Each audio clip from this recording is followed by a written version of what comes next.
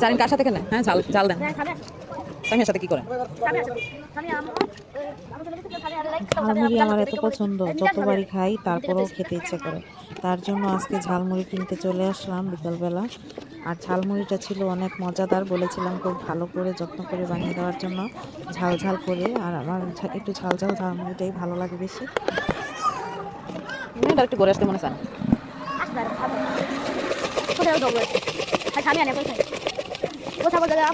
দিয়ান তো লবণ ঠিক আছে না দেখি। লবণ কম হলে ভালো হয়। পরে আমার হুম।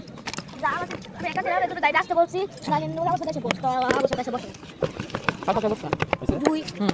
জানিন আর ওর বাদ সবাই সবাই মিলে বসে জগা করতেছিলাম বুঝা গেল দুটো বসে কি হয় এটা বলছি খালি অন্য কাউকে বসে বুঝলাম ধরবো ঘোরাতে দেন।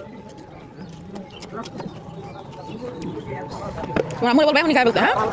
ঠিক আছে, যাও।